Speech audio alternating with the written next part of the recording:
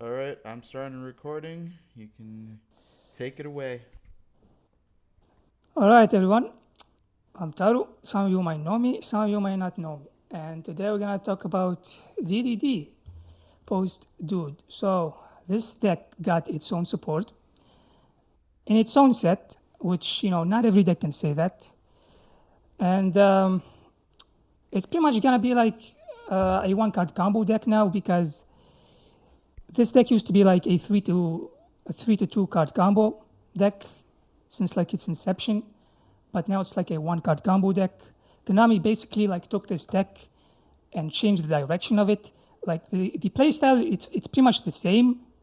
You still like spam the board with like fusions, synchros, and exceeds to like get to your end board, but the way you do it is like changed. Like there's a lot of bricks that have been cut, a lot of bricks that help you doing two card combos and three card combos, and they've been cut in favor of the new cards because the new cards let you one card combo by themselves. So you end on the full board without needing to play bricks, past bricks, or like unoptimal cards. But before I talk about this, I would need to review the new cards individually. So we pretty much got like 9 cards, and all of these cards are playable, even the bad ones. 7 out of these is played in the deck, while 2 of them are either played or not. So first of all, I am going to talk about the new tuner. So this is DD Land Soldier. So this says you can target a DD monster you control, increase its level by up to the number of dark contracts in your field or graveyard. So that is a good level because you would want your tuner to have a level that you would want your tuner to have an effect that changes its level. If this card is in your grave, you can target a dark contract you control, destroy it, and you special summon this. So that is a very good effect because destroying your contracts is very relevant, post dude, because this triggers, it has an effect that triggers when a DD monster or a dark contract is destroyed. So technically this card is a brick that you don't want to draw, but even if you draw this, if you have like an extender, you can like still combo. This is one of your foolish targets, so you don't really want to draw this, but uh, it's still a good card. This is a mandatory brick that you need to play, and it's a foolish target. And now we're gonna get into the new contract. So this is Dark Contract with the Zero King. This card is always treated as a DD card. This line is important because this is the only Dark Contract that has this line. Because Dark Contracts are not DD cards, but this one specifically is because it has the line of text. So it says you can target a DD card you control, except itself, destroy it, and if you do special summon one DD monster from your deck, you get locked into DD for the rest of the turn, and you take 1,000 damage during the next standby phase. So this is pretty much like an Italy. The lock doesn't matter because like the end board is broken. Like everybody knows that DD end board pieces are broken. I don't really need to explain why Caesar is a broken card. And the rest of the stuff is also broken. And the one thing that's known about this deck since like its inception that it makes like very unbreakable boards. So this luck does not matter. You don't really need to go into stuff like SP or generic endboard pieces. Like your monsters and endboard pieces are fine by themselves. So yeah, this guy's pretty good. It plays like a 2 of or 3 of. Some people run this at 1 to add to. Some people play this at 1 to play like more hand traps, but I don't really like this card as a 1 of. I think you need 2 copies for the grind game. But this can be played like 2 or 3. And then we get into the new trap contract, which is the contract with a different dimension. So this says you can shuffle 2 dark contract cards from your grave into the deck, then target 1 card in your opponent's field or grave, banish it. If this card is destroyed, you gain 500 life points. If it's destroyed by an opponent's card effects, you gain an extra 500 life points. So this card is pretty much like the worst card in the support, but even though it is the worst card, it still has uses. Because if you notice, this lets you add life points. So this technically can be a win in time if you combo it with specific cards. I have a line that I'm going to show later on that uses this card to win in time. But this deck, it loses a lot of life points when it does the combo, and you might think to yourself, well, this deck cannot win in time.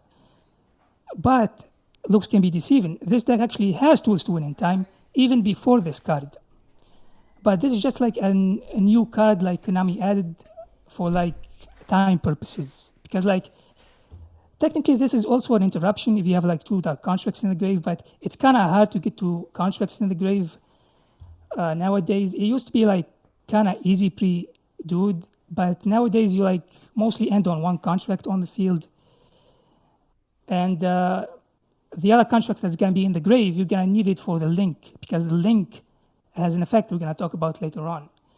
So this card, it's like okay at best, but it's not really played. You could use it to win in time, but it's just not that great. And now we talk about the defense soldier. So this says you can target a DD card in your pendulum zone, special summon it. So that is a very good effect. The second effect is banish a DD monster from your grave. If your DD monster attacks this turn, your opponent cannot activate cards or effects until the end of the damage step. That effect is okay. It's pretty much not a Mady's effect. But the effect that's mostly used about this card is the third effect, which is you can banish this card from your grave, add 1 DD pendulum monster from your extra deck or grave to your hand. So it's pretty much like a recycle card. And the 2 effects that you use when it comes to this card is like the first effect and the last effect. This card can either play that 1 or not.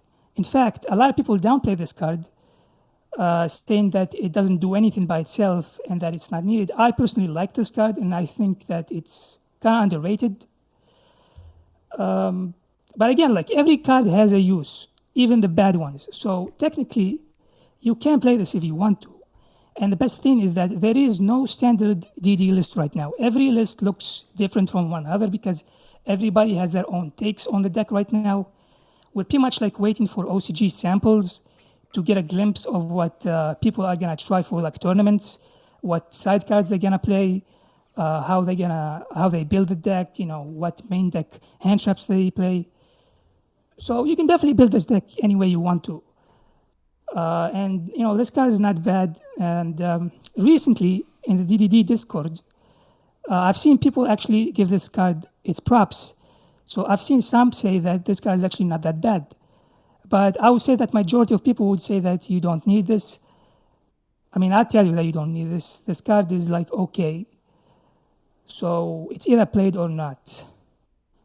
And now we're going to talk about like the best card in the support. And this is pretty much like the card that everybody talks about. It's like the new waifu and all of that. And this is pretty much like the best DD card ever printed. And everything about this card is good. The scale is good. The level is good. The stats are good. Both the pendulum and monster effect is good. So the pendulum effect says, during your main phase, if this card was activated this turn, you can place 1 Dark Contract continuous spell trap from your deck face up. That is very powerful because you want access to your Dark Contracts as soon as possible. This card is pretty much like a Maiden in white and Wakaushi in 1 card. Like, that's how custom the card is. Because like this can place you the Italy straight from the deck. It can place you Gate, which is the Rota from the deck. And it also can place you like the other Dark Constructs, except this one because this is a field spell. So this pretty much makes every Dark Construct playable, no matter how good or bad it is. And the monster effect says, if a face-up DD or Dark Construct cards you control is destroyed, except itself, while this card's face-up in your extra, even during the damage step, you can special summon this card, then you can destroy 1 card on the field. So this is a non-target pop even during the damage step. And that's very broken for reasons that I'm about to explain. But let's continue reading. If this card is in the monster zone is destroyed, you can place this card in your pendulum zone. So it can pop itself, and then it places itself in the pendulum zones. This card can act as like an interruption. It's technically like a starter, an interruption, and follow-up. Because if you bounce this back to a hand, when you're done with your combo. This is gonna be follow-up for next turn. If this is in the extra, is like an interruption. And this is also a one-card combo starter. So this card is like the definition of a custom card. And this is pretty much what saved the deck. Like this card is what saved the deck. And since this card can place pretty much any dark construct from the deck, it can put any construct that you want, including the floodgates. So this deck has searchable floodgates. This is a trap stun, and this is pretty much like a kind of like a domain monarchs type effect. So what this says is, while you have 2 DD cards in your pendulum zones, your opponent cannot target monsters on the field with spell and trap effects, tribute them for a tribute summon, nor use them as materials for fusion, synchro, or exceed summon. So this is pretty much like game against a lot of decks. It's game against Ryzeal because they can't exceed. It's game against like any deck that utilizes bodies on the field, because technically, like if you're playing against like a fusion deck like Luna Lights or Draco Tail, they can fuse from the hand or deck, but they cannot use anything from the field because this card affects both players' fields. And they also cannot target any monsters on the field with spell or trap effects. So that means that, let's say that they have an Ultimate Slayer, and this is already face up on the field. They cannot attempt to use Ultimate Slayer while this is on the field. So this can, help you against board breakers, which is funny because this card is not really used to help you against board breakers. This card is pretty much there to floodgate the opponent. And this is definitely a side deck option. It's not really, something that you'd main. This is mostly like for post side, because if you already have combo and you have this, you can just like do your combo, and this can set this face up on turn 1. One thing also to mention about this card is that this protects you from Super Poly. It also protects you from Sphere Mode, because Sphere Mode needs to tribute the summon. This does not protect you from Kaijus or Lava Golem, but it does protect you from Super Poly and Sphere Modes, which is, having a Super Poly out is very neat, especially since this deck loses hard to Super Poly. So it's kind of nice that now we get to like put this face up on turn 1, because usually when you search for this, you're gonna have to activate it on the opponent's turn. And if they have Super Poly, they can just chain to it. But this card makes it so that you place this on turn 1 face up, which is broken. Like this card is like broken. Like there's no other way to describe it. And the other one is Dark Construct with Errors. So once per turn, if you control a DD monster, you can negate all trap cards on the field other than this card for the rest of this turn. So this is pretty much like a trap stun. It's an auto win against trap decks. It's auto win against certain side cards like Evenly. This also helps you against cards like Imperm and Impulse. Again, if you already have combo, this can like put this on the field, and you do your combo, the Impulse, and you just chain. The Impulse is negated. And when it comes to like cards like Evenly and Imperm, let's say like they have like double Evenly or double Imperm. If they activate the second Evenly or Imperm, that's also going to get negated, because this says for the rest of this turn, even if it leaves the field. So this is pretty much like a negate for the rest of the turn. Like it does not matter if they have 2 copies. The floodgates are just broken, and the fact that this can set it up is like absurd. And these are going to be like side deck options, and they can definitely take you off guard. And if you're a trap decks and this is flipped against you, then it's going to be hard times. And there's other things you could do, like this is also like a floodgate, but the problem that this is a field spell and this cannot place it, because this places continuous spell and traps. This is a field spell. This is also a domain monarchs that you could side deck, but technically this is a brick you don't play anymore, so it's not really needed. It's better like to side Eternal over this, in my opinion. And from testing, I can tell that the best performing floodgate for me was this, because I've used this against Impulse a lot, because the new contract is a new target for like Ash and Impulse. Like if you have Impulse or Ash, you need to save it for this. If you do have Ash for this, you need to remember that Gate exists. So you as the player need to decide like what you use your Ash for. Like do you value using your Ash on like an Italy or do you value using your Ash on a Rota? So you have to keep in mind. But if you have Impulse, you definitely Impulse this, because usually what you do is you place this in the scale, and this is gonna place you this. And then this is gonna pop the 0 mechanics to summon your DD monster from deck. But if you Impulse or Ash, then the DD player is gonna be in an awkward position, because you don't really want this to stick in the pendulum zone, because Gilgamesh says that Gilgamesh says that it places 2 DD monsters with different names from your deck. So you cannot have this being stuck in your scale. You need to have like a free zones. So it's kind of awkward when this is stuck in the scale. There is counterplay to this. Like there are cards that can bounce your cards to hand. I will showcase that later on when I do the combos. But it's pretty much like a choke point to Ash this or Impulse this. So if you do have those cards, then you definitely should use them on this card. But again, if you have Ash, you should remember that Gate still exists. And now we're going to cover the extra deck monsters. So this is also a card that everybody's been talking about. And people are saying, this is like the nib check, this is the nib out. So this is the link 3. And what this says is you can target one DD or Dark Construct card you control, destroy it. Also during your main phase this turn, you can conduct one extra pendulum summon in addition to your normal pendulum summon. So you can pendulum summon twice during your combo, which you might think that's a rare effect, but it actually is part of your combo. So it's not really rare. And the effect that everybody talks about is when your opponent activates a monster effect in the hand, you can banish one DD monster and one Dark Construct from your grave, negate the activation. So this is pretty much like a nib out, but it's also an out to any monster that activates from hand, and that could be like nib, bestials, pretty much any hand trap that's a monster that activates from hand. It also is a check against starters that activate from hand, so this is an interruption for the next turn as well. And in Modern Yu-Gi-Oh, there's a lot of cards that activate from hand. So this guy is like broken. This guy is so busted, and you can summon it before the 5th summon. And even when you don't summon this before the 5th summon, you could still push through nib. Because the best thing about post-dude DD is that you don't lose to one hand trap anymore.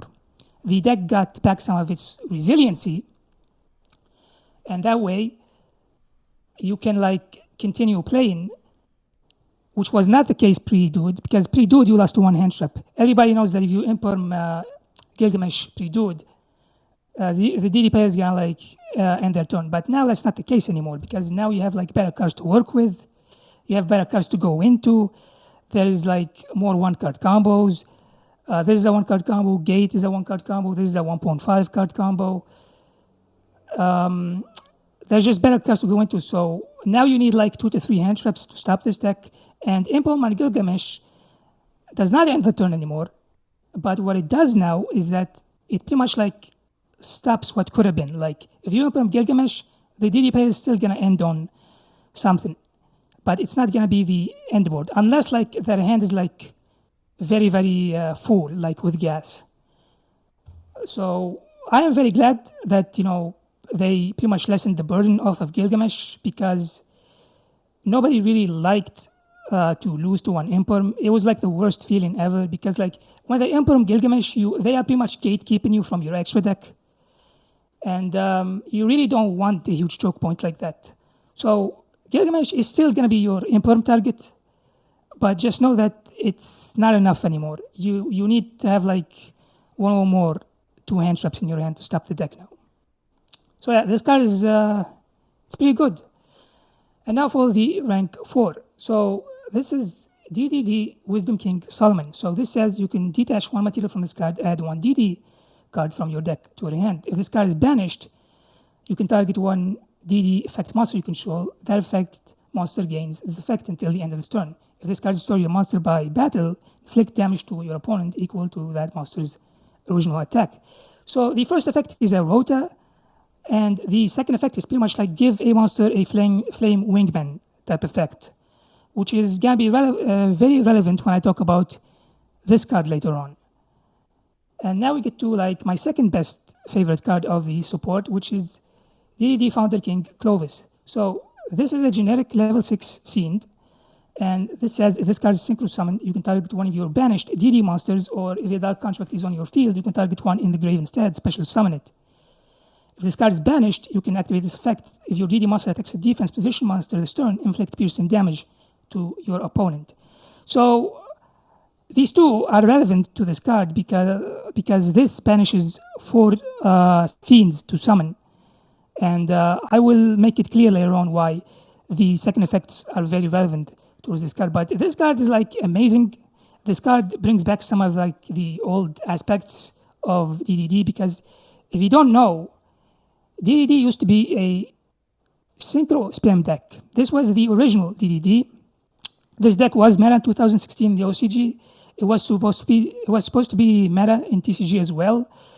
But the only reason why it was not was because Konami delayed the release of the structure deck for it. And by the time that they released the structure deck for it, it was like too late. And Zoo was about to come out. Zoo was about to come out at that point. So they pretty much like screwed the TCG player base. And I remember I quit the game at the time because of this. But yeah, if you notice, there's a lot of synchro focus here. And if we look at pre-do DD, there's a lot of Xyz focus. So every time this deck got support, the focus of the deck shifts. So originally, it was pretty much like a synchro spam deck. And all of the things that you see here, you could do them. It was a very creative deck. You could Dagda lock, you can bust a Whelp lock, you can Scythe lock, you can like use Hulk targets like TG Wonder, Magician. You can use this for against Pacro decks. You can Baron during the opponent's turn. There was a lot of things you could do with this deck. And this was, in my opinion, the most fun version of DDD. But I don't want to spend too much time, talking about the past. So let's go back to post-Dude DDD. So this is pretty much how the deck looks now, which is an improvement from Bash DDD, because this is how Bash DDD looked like. And if you don't know what Bash is a 2022 set called Battle of Chaos. And in that set, this deck got 4 cards. And they were Machinex, Headhunt, Patent, and Griffin. So in 2022, these 4 cards brought back the deck for a month. So they pretty much like revived the deck for like a month. The deck saw play. People were actually experimenting with the deck. They were taking it to like YCSs and locals and regionals. In fact, even like known YouTubers like Pac were on the deck. If I remember correctly, Packed Up 8 a remote YCS with this deck. It was like Las Vegas or something like this. Nash was on the deck, and there was a DB player called Jibriel. You probably don't know who he is, but he was the one who made the famous $25 spreadsheet for the deck around the time, and that dude still plays to this day. So I'm pretty sure he's gonna make another spreadsheet again. He's also gonna profit from it, which is a scum move. But hey, people gotta make a living somehow. So this was Bash DD, and if you look at this, there's a lot of one-offs, and a lot of these one-offs are bricks. And I need to explain this because it's very relevant to post-dude, because post-dude, all of these one-offs have been cut. And again, this deck used to be a 2 to 3 card combo deck, but the focus was changed. Now it's a 1 to 1.5 card combo deck with the already existing 2 card combos. So all the bricks that you see here, like this is a brick, this is a brick, this is a brick. There's a lot of bricks. Like there's literally more than like 6 bricks in this deck, and you can't cut them because they are like necessary for your combos. So they are very necessary for like your combos. And I've tried cutting them before, and every time I cut them, there were times where I would play the game and I would say to myself that I would have combo if I had that one of brick in my deck. So it was actually miserable to play this deck pre-dude.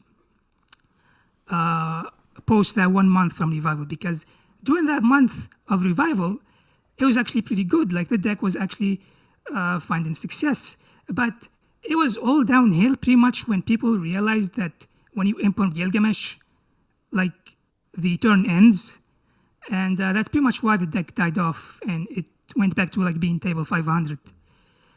But now you don't have to worry about this stuff because all the bricks have been cut.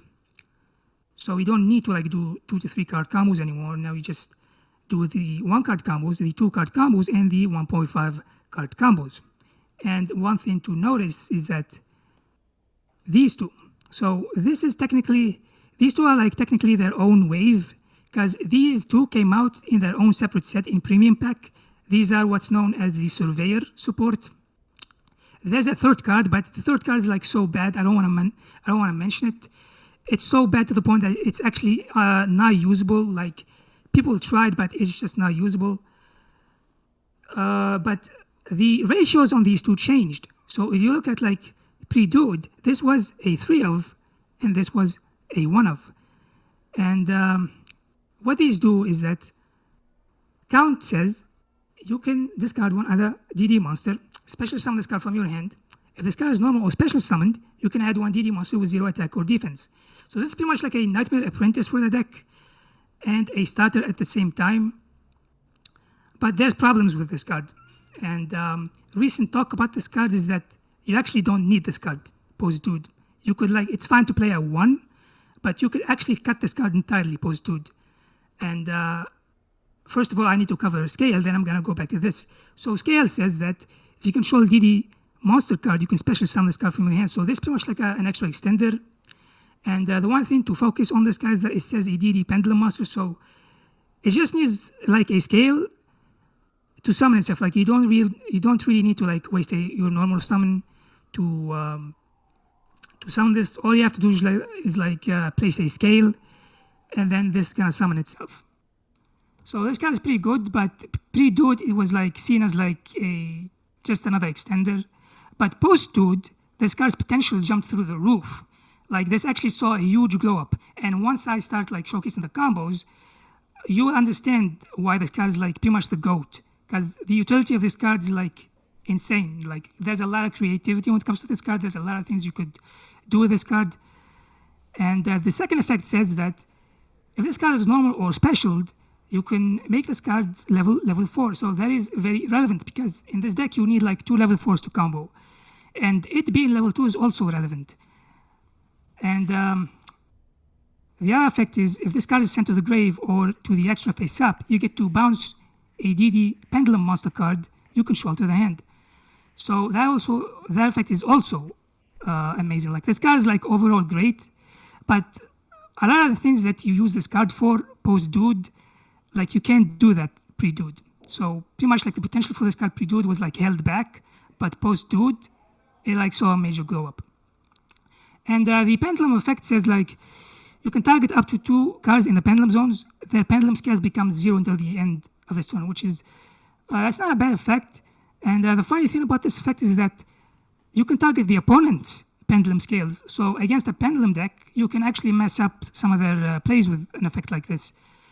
Because usually when you have a scale 0, it's actually beneficial. But sometimes like for example, like maybe they have like a scale 1 and a scale 8. You can like turn the scale 8 into a 0, and that way they can't like pendulum summon. So this card pretty much has use even against your opponent.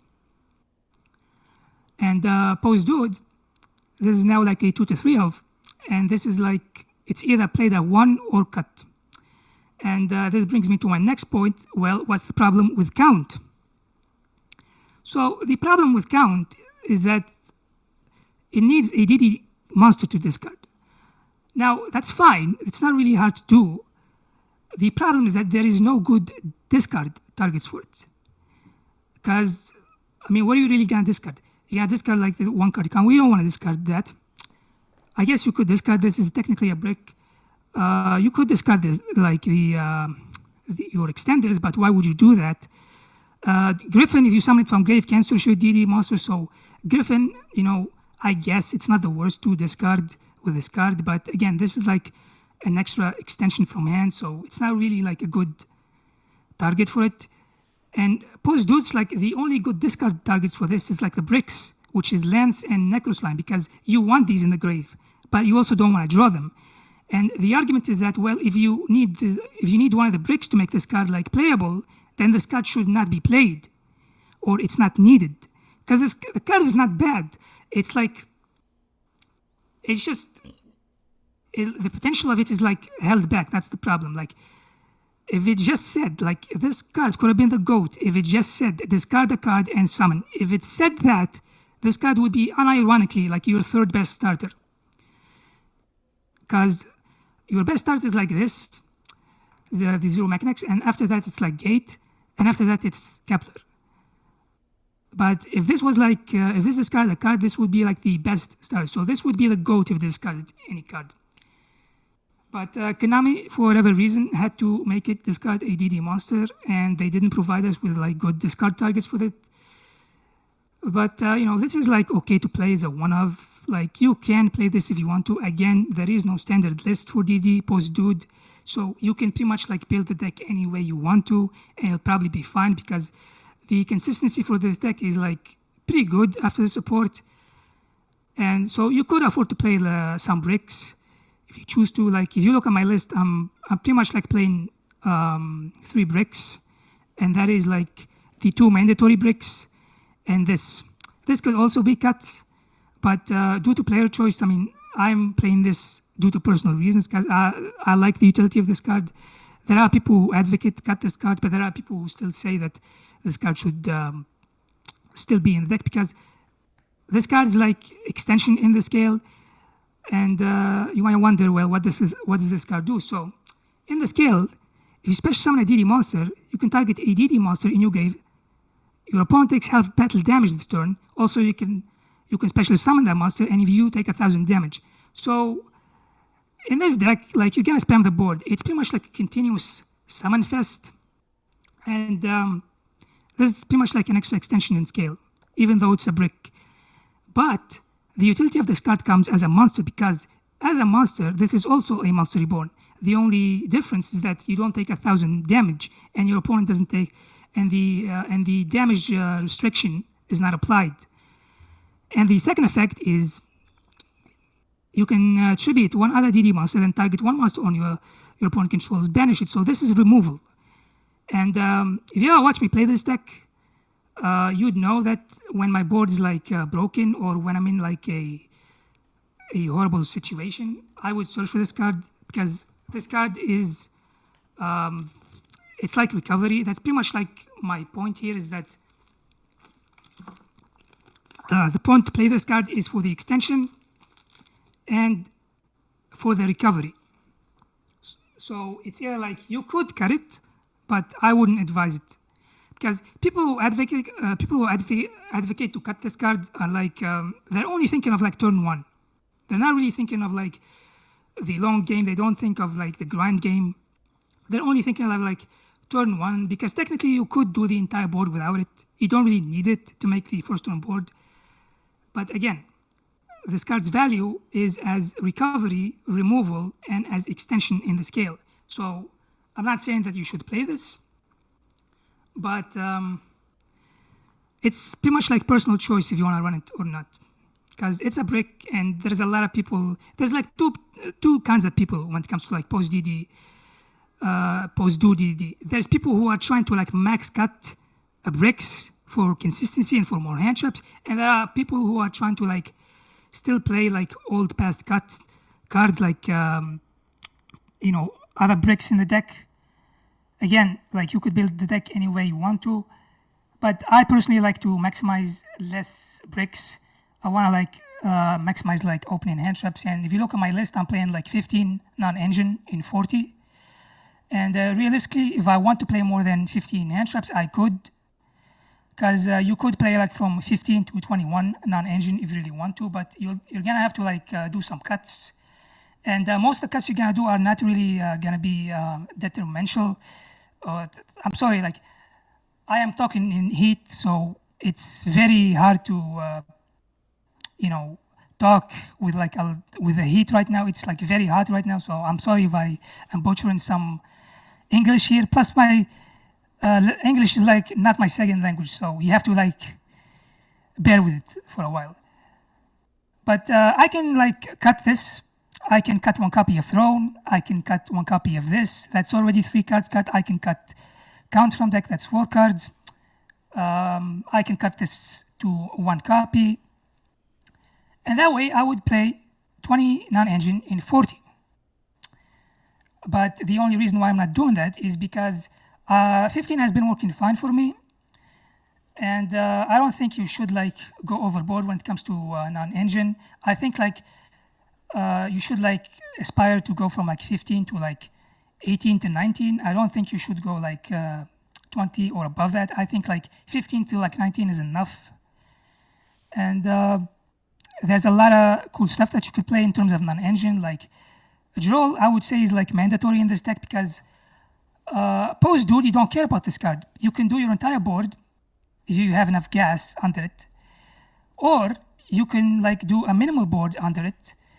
So it's pretty much like it doesn't really do anything against you. Like if they Droll you, you're just gonna do your combo. You're gonna end on something regardless. And sometimes if you have enough gas, you can even end on the full board.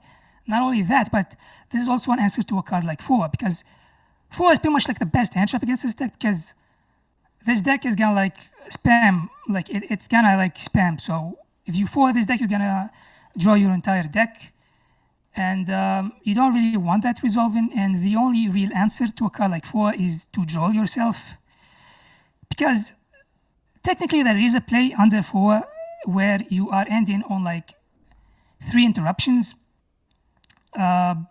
while giving them 2 draws, which I guess it's better than nothing. But I would say that it's that type of play is like more cope than anything. I guess you could argue, 3 interruptions plus non-engine can like make you survive, but I wouldn't want to count on that. So like the real answer is to draw yourself.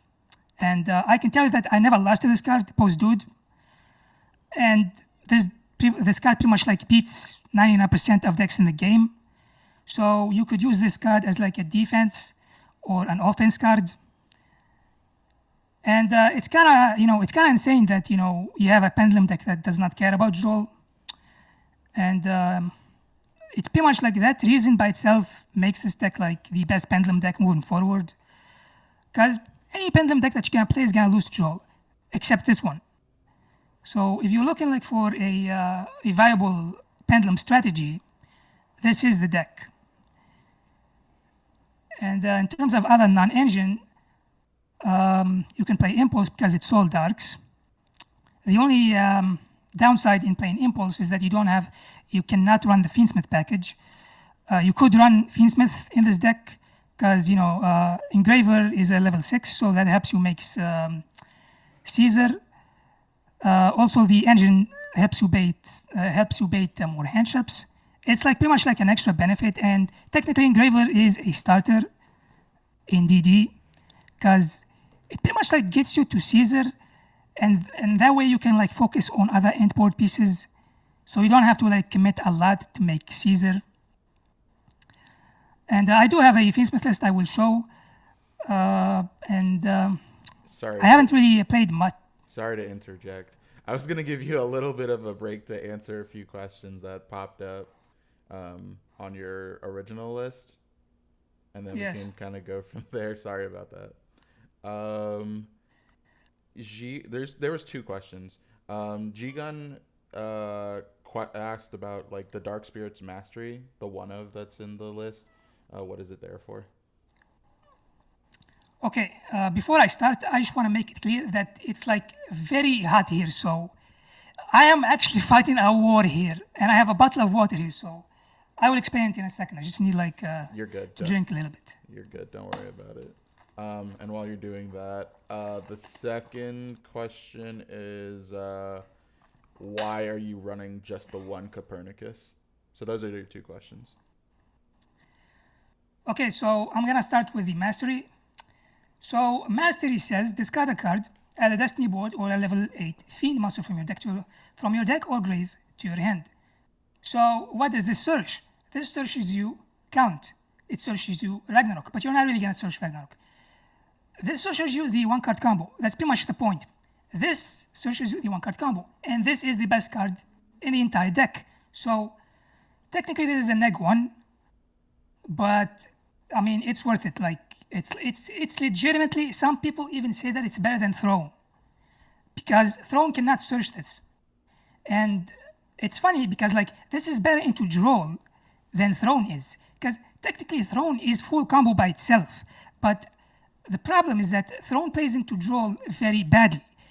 But when it comes to this card, you actually play into Droll decent, because you discard and you search this, they Droll, and then you place this in the Pendulum Scale, then it's gonna place you the E-Telly, the E-Telly is gonna pop the Zero Mechanics, and then you're gonna summon Copernicus from deck to foolish the lands to the grave, and then it's gonna summon itself and you can combo from there. So, and the ratios when it comes to like these two, it's like you either play like 2 Throne or 1 Mastery, or like 2 Mastery or 1 Throne. Or you could like run 1 Throne and 1 Mastery. So Mastery is pretty much like a tech, and it's been working fine for me.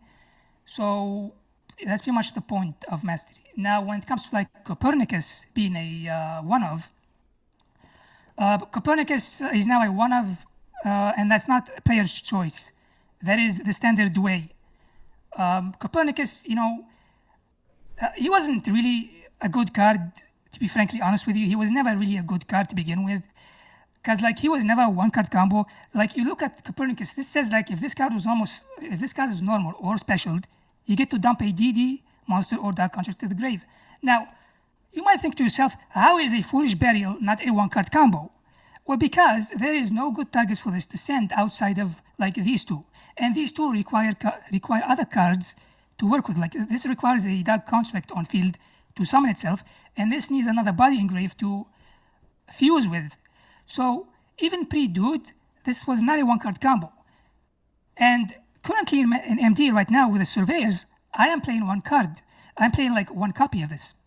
So that's pretty much the reason why Copernicus is now like a one copy, because like it basically does nothing by itself. But it shines in 2 card combos. Like if you draw this plus an extender, then you pretty much have like full combo. In fact, any 2 extender combination is like full combo, or like any starter and any starter or extender is like full combo. But Copernicus by itself, it does nothing. So that's pretty much why it's a 1 of now. I guess you could play it as like a 2 of if you really want to, but the standard way to run Copernicus now is like a 1 of. That's pretty much it. If it was a 1 card combo, this would be a 3 of, but it's not. And unless Konami gives us like an actual good target that actually does something by itself when sent to the grave, then Copernicus is never going to be a 1 card combo. So the standard ratio is like 1 Copernicus now.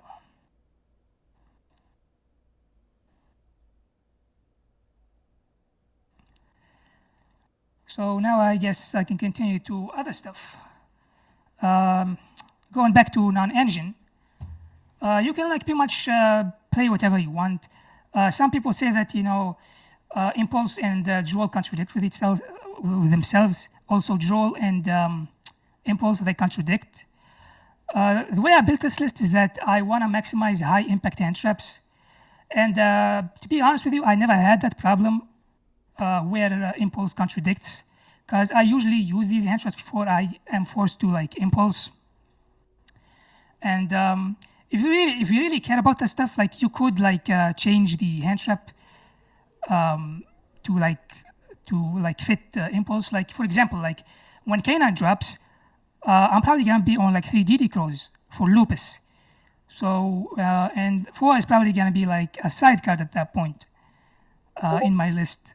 So if you actually care about the contradiction, you can like change the hand traps if you care about that stuff. But in terms of like my list, it was really never a problem for me.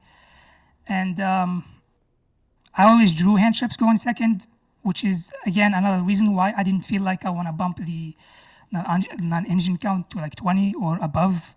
15 has been working fine. The deck is very consistent. And one thing to note is that you could play above 40 and it'll be fine. Again, if you ever watch me play this deck, you'd know that most of my lists are from 40 to like 44. And pre-Dude, it was pretty much almost impossible to play this deck as a 40 card list, because you had to run a lot of one-off bricks, and those one-off bricks were needed for your combos. So no matter how you cut, no matter how you trim, you are not playing a 40 card list. The only time you would play a 40 card list if you actually cut a lot of the essential stuff and cut down the hand trap size. And you don't, and in pre-dude, you cannot play a lot of hand traps. The maximum you could play is like 12. It was like very, very miserable. But all of that changed post-dude. Now you are playing a 40 card list comfortably with 15 non-engine. And it's very consistent. You have a lot of one card combo starters. You have like 3, 6, 9, and thrones. So you have like 11 one card combo starters. And 2 1.5 card combo starters. Because despite the downplay that Count gets, and again, this card is not bad. It's okay as a one-of, but you could cut it if you want to. But despite the downplay that this card gets, this is technically a 1.5 card combo that ends on the board, on the full board. But it needs you to discard like a DD monster. So, this into Ash can be, sometimes it can be rough. But again, this is still a 1.5 card combo. And in a lot of your lines, you can actually summon this with the E-Tele, and you get a free search because and without the discard. So you can summon this. You can summon Count with the E-Tele, and you get like an extra body without your normal summon. So that's pretty much one of the reasons why I still play it as a 1, because even with all the downsides that this card has, you could still summon it for free with this. And that's pretty much the list. And in terms of the extra deck, and I forgot to mention him, but this is a card that I forgot to mention, and I need to talk about this card real quick. So this is, I'm not even gonna pronounce the name, it's too long, but in short, this is Arc Crisis, or in other terms, this is DD Zark. But the exception is that Zark is unplayable garbage, but this is actually very easy to make. This is a go and second card. It's pretty much like an Ultimate Conductor Tyranno. It's made with banishing 4 Fiends, 1 Fusion, 1 Synchro, 1 Xyz, and Pendulum. So technically this is generic for Fiends to make. And this says that must be Fusion summoned or special summoned from your extra deck by banishing the above cards from your field or graveyard. You can only special summon Arc Crisis once per turn this way, no matter which method you use. If this card is special summoned, you can negate the effects of all face-up monsters your opponent currently controls. So this is pretty much like a monster negate on the entire board. So your opponent actually has to answer to this. And this can attack all your monsters once each. If this card is in the monster zone is destroyed, you can place this in your pendulum zone. The pendulum effect is you can target any number of the contract cards you control, destroy them, then special summon up to that many Doom Kings pendulum monsters from your deck and or extra deck. And you might be wondering, well, who are the Doom Kings? So these pretty much are the Doom Kings. This is the worst one. The Synchro is the most playable one because this gives you targeting protection. That's pretty much all you need to know about this card. This is good into Ryzeal because this protects you from Detonator, which is why I play it. This is player choice to play. Again, you can build it any way you want to. I personally always liked Bright Armor, so that's pretty much why I play it. And it used to be very hard to make. You used to need the 3-card combos to make this, because the 3-card combos used to summon you Baron or Caesar before the 5th summon, or even Photon Lord. Which is why the 3-card combos were the best combos to start with pre-dude, and why you had to focus on them. But now you don't need them. Since we got a very good tuner, making level 6s, 8s, and 10s is very, very easy. This also can summon you rank 4s easily. There's a lot of utility for Lance and Scale, because these both can change their levels. And for example, there are lines that I'm going to show later on where you can turn a monster into a level 6. That way you don't even have to summon this to go into Caesar, because the way to go into Caesar in this deck previously, before Dude, is summoning 2 copies of this, which is why pre-Dude you played 2 copies of this. But post-Dude, they gave you Clovis, which is pretty much like the better copy of this. So this is like if another DD monster special summoned, you can target the DD monster in the grave and you summon it. But Clovis does that on synchro summon, and this can also summon you a guy from the banish zone. So this, when it leaves the field, it banishes itself. So the most common line is you synchro summon this, and this gonna summon lands back from the banish zone. So you get like a lot of bodies on the field for Gilgamesh and for other plays. And this can turn itself into a level 4 to go into the rank 4. It can turn itself into a level 4 to go into Siegfried with another level 4. It can turn a level 4 DD into 6 to go into Caesar without even needing the synchro. You can definitely pull a lot of creative stuff with this card, and with Scale too, because Scale being a level 2 also is very relevant opposed to it, because in most cases you want to make this a level 4, but there are times where you're going to leave this as a level 2 to go into Clovis, because there are times where they're going to banish this with a bestial, because this is a valid bestial target, and bestials are good against this deck. Now that I am talking about them, these are pretty much going to be like the two main targets for bestials, and if both of these are banished, it's going to be rough. But there is technically some counterplay to that, although you would have to play Orthros, because this was previously like the main tuner for your deck, but since now we got this, you don't need this anymore. But pretty much like in the DDD Discord, from what I've seen, people are split on Orthros. There are people who advocate for playing this, because this is like a tuner that can summon itself when you take damage, which is very easy to do in this deck.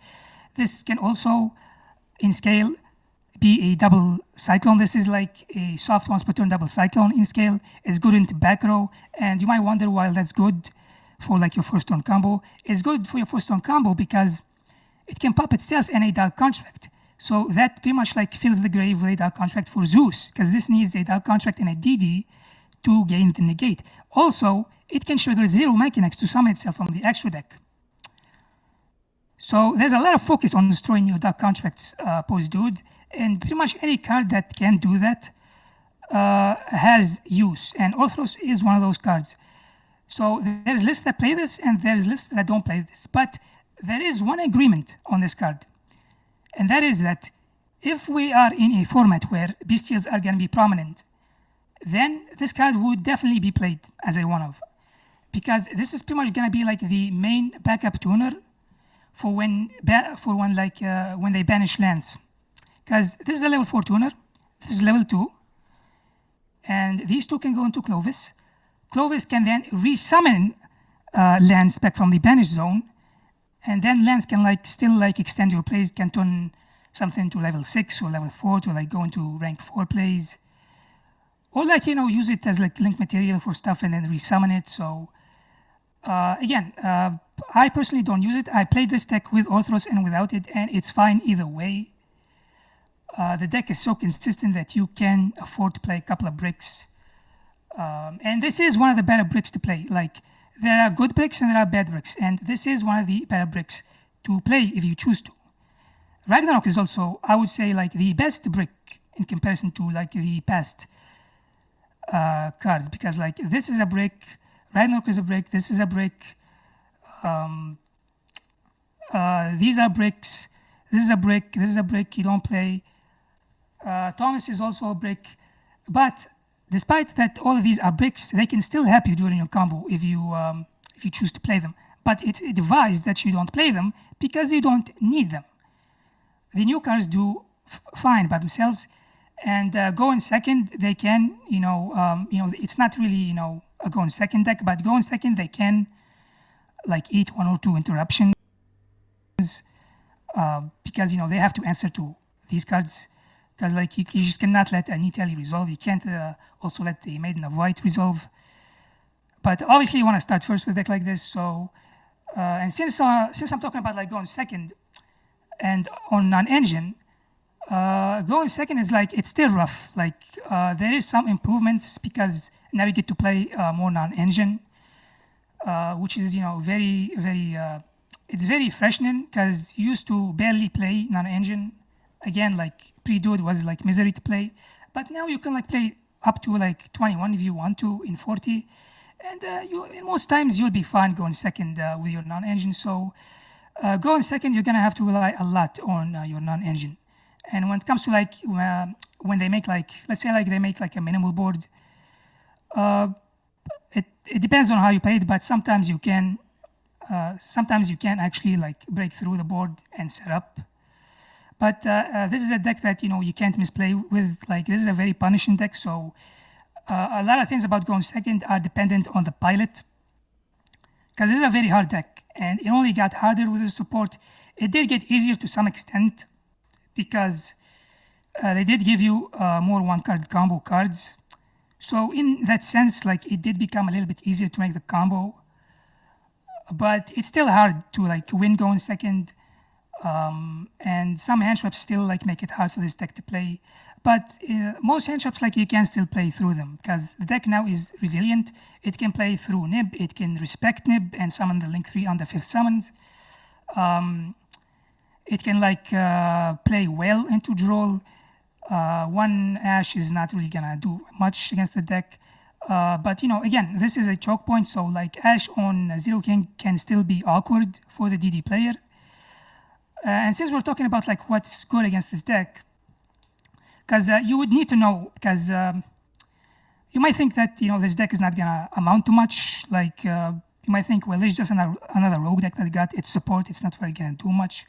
But since there's a precedent in 2022 where the deck, just from getting 4 cards, was pretty much revived for a month, and you even got like prominent players playing the deck, I would say that post-dude, I think people will play this deck.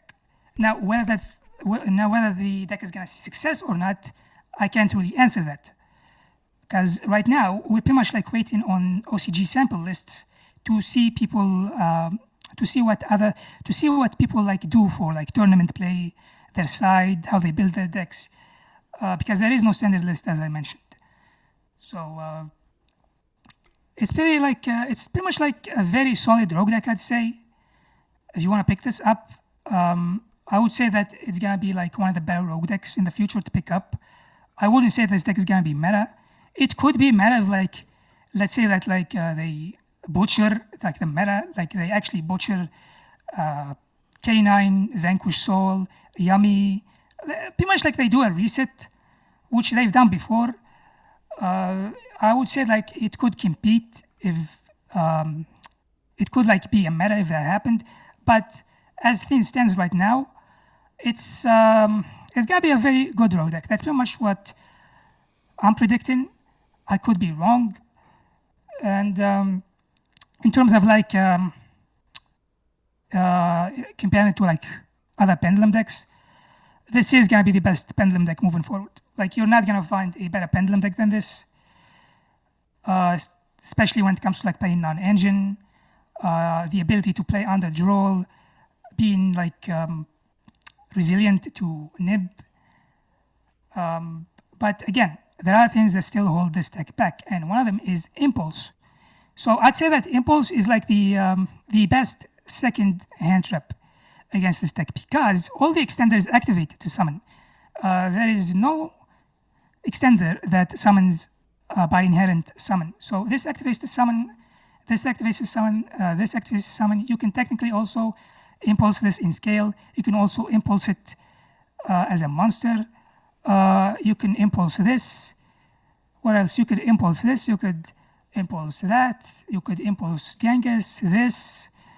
Even this. This has like a niche soul charge effect where you can detach a material.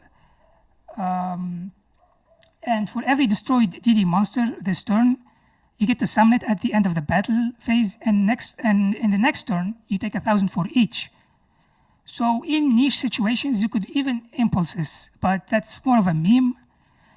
But as you can see, like there's a lot of impulse targets for this deck. So I'd say like impulse is like the second best hand trap against this deck. I'd say that Imperm is still solid against the deck because this is still gonna be your Imperm target.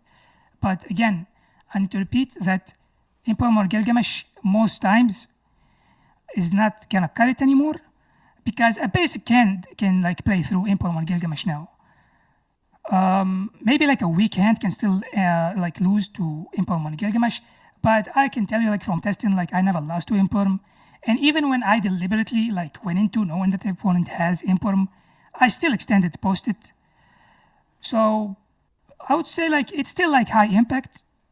I wouldn't say like it's mid impact, but it's there pretty much. It's there to pretty much like limit what the DD player could do, and that's pretty much how you wanna like view the interaction between it and Gilgamesh now.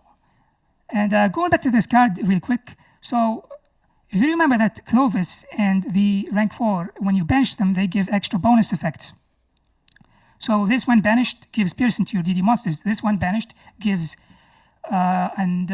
what's the card? It gives a Flame Wingman type effect to a DD monster. So this pretty much like it's when this card is summoned and the opponent does not have a response to this, they're pretty much dead, because this is gonna do piercing and is gonna also do Flame Wingman on every monster that it destroys. So in a full board, this is death, and if they don't have an answer to this, it's pretty much game over. And the best thing about this card is that this card is so easy to summon that you could, in theory, summon it on turn 1 as a flex, despite the fact that this is a go in second card. But this deck like spams like no other deck. So technically you could summon this on turn 1, but that's not the point of the card. The second best thing about this card is that if they like break your board, or if they break like some of your board, all the stuff that's gonna be sent to the grave, or the stuff that's gonna stay on field, is gonna be more fuel for this card to summon, because you can banish from grave or field. So if your board gets broken, this is gonna be live. If you do your first turn combo, this is gonna be live. So this card is always live for being a Zark. And it's pretty much like the boss monster of the deck. Like you play this to break boards, and it being a scale 13 is obviously pretty good. Like everything about this card is good. Even like the pendulum effect can be good, but like this card is never, like in most times it's not really gonna be destroyed. Yeah, that's pretty much like how I built the extra deck. And you could go above 40, like I said before. And I want to talk about like Fiendsmith real quick before I jump in. All right, cool. Because I was gonna jump in right now because there was questions, and I'll just leave the last one because you're gonna answer it anyway. Question 1: you had 2 King Tell in your original deck list. Is there a specific reason why for that? So King Tell, where is it? So Double King can come up. You can actually summon this twice during your combo in some instances. So you pretty much like get double Foolish. Technically, you don't need a second copy because this is an old card. So you can loop this by like constantly reviving it and sending it to the grave to like keep Foolish in it. But there's another reason why you would want a second copy, and that reason is for time purposes. Because this turn your combo is gonna burn the opponent for 1k, because if you take effect damage this turn, you can burn the opponent for 1k. So again, this card, it may not seem like this, like this deck can win in time, but it actually has win conditions in time, pre-Dude and pre-Bash. Like for instance, there's a card called, what is it? There's Oracle King Dark. So this is a very simple card. It requires 2 DD monsters to summon. It's very easy to do. And it says any effect that would inflict damage to you makes you gain that life points instead. And as you know, Gilgamesh lets you take 1,000 damage. So when you do your combo, this pretty much like can let you gain all the damage that you would take. So and I won in time with this before. And people, they looked at me like they wanted to kill me. I won multiple times with this card in time before. So a deck like this, you wouldn't expect it to win in time, but it actually can win in time. So that's pretty much like the reason why you play Double Tail now, because you don't really want to play this because you only fuse once, do your own combo. during your combo, so you don't really have a place for Oracle King anymore. And King Tail is there pretty much because it's like to max spam on the Foolish and 2 win in time. That's pretty much it. Second question. I know you mentioned like hand traps that the deck doesn't lose to. One that you didn't mention was Lancia. Does the deck lose to Lancia? And if no, I guess why? Well, it's funny because pre-dude, Lancia and Roll cook this deck, like because this is a poly from hand, and in grave it banishes as cast to summon a DD monster. So Sword Slam is basically like a 3-card combo god. Like if you open this, you're gonna play like through like 2 to 3 hand traps. Like that's how good this card was. But if they use Lancia against you, you can't banish it anymore. You also cannot banish Necro Slime to fuse. So Lancia and Droll pre-dude used to cook this deck, but post-dude, Lancia and Droll, they don't really matter that much. And I actually have a line under Lancia that I'm going to show later on, where you do the entire board and under Lancia. So it doesn't matter. Like Lancia barely does anything post-dude, and Droll is pretty much like it does nothing. It's like you main Droll. Like this is a deck that main Drolls. Like you don't care about these cards anymore. But they used to kill the deck. And then the final question is just Purity DD versus Fiendsmith DDD, which you can just explain through your explanation of your deck list. Okay, so there's 2 ways you could play the deck now. Well, not now, because like Fiendsmith, you could play it pre-dude. You had to play it pre-dude because the deck was so weak to hand traps. You had to play Fiendsmith to like actually bait hand traps. So Fiendsmith, like it's always good in DDD. Like the engine provides you with a lot of benefits because like everybody's gonna Ash Requiem, and that's gonna make it so that when you normal Kepler, you're gonna search for free. That's also gonna make it so that the 0 contract is free to use unless they have Impulse. I would say that both Pure and Fiendsmith are good. Some people argue that the Fiendsmith version is better because technically Engraver is a starter. Because Engraver by itself can end on the full board, believe it or not. Because Engraver by itself can bridge to full DD combo, but you would have to play a card like you have to play the Gravity Controller. Now in a real game, you're gonna open cards with Engraver, so you don't need to play Controller because the point of playing Controller is to when you make Caesar is going to be sent to the grave. And obviously everybody knows Caesar, but they probably don't know that Caesar actually has a second effect. And that is when this card is sent to the grave, you search a Dark Contract. And that effect is now once per turn. So you pretty much like summon Caesar in the EMZ. You go Gravity Controller, Caesar searches Gate, which is a 1-card combo, and you do the entire DD combo from there, which I will showcase later on. So Engraver is pretty much like a starter, but in a real game, you don't need to do that because you can just like link the Caesar off into like Gilgamesh or like Moon. And pre-dude, you could not afford to play Moon because the deck barely can put like monsters on the field. But now it's like easy to like put monsters on the field, so you actually can afford to like play a card like Moon now because if you bridge into like the Fiendsmith engine, you have DD combo, and Fiendsmith engine bridges into DD combo. So in a sense, like you could argue that the Fiendsmith version is better. Now, I played both versions, and both versions have been good. I didn't really feel any difference between them. Like the extra benefit that the Fiendsmith engine gives you, which is like the protection from hand traps, it's pretty good. Like it's always good to play Fiendsmith in this deck, and that's one of the values of this deck right now, is that this is a deck that can play Impulse or Fiendsmith if it wants. The only downside of the Fiendsmith version is that you cannot run Impulse. Now, Impulse is not mandatory, and technically you can play Fiendsmith and Impulse in the same deck, but you're just asking for trouble if you do that for reasons that I don't need to explain. It's pretty obvious why it wouldn't work because Impulse contradicts with Light. So that's pretty much like the only downside, but you could like replace the Impulse with any other hand trap. And I've seen people like Max on Sanctum because Sanctum is a one-card Caesar with Necroquip. So you could like play this at 3 if you want to, but it's fine as one. You could also play Lacrima if you want to, but you don't really need it. Like usually the Fiendsmith package for DD is like 3 Engraver, 1 Lacrima, and 1 Sanct. And Necroquip can like either play it or not. But you don't really need Lacrima anymore. Although, Lacrima is a level 4 Fiend, so you could use it to summon like Small Caesar, because Small Caesar requires 2 level 4 Fiends. So this is generic for Fiends, just like Big Caesar.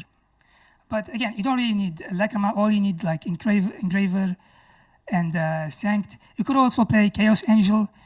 You also can play Chaos Angel because you used to play it. It's very easy to make, because Engraver plus a level 4 DD equals a Dark and Light Chaos Angel. And not a lot of decks have outs to a towers like that.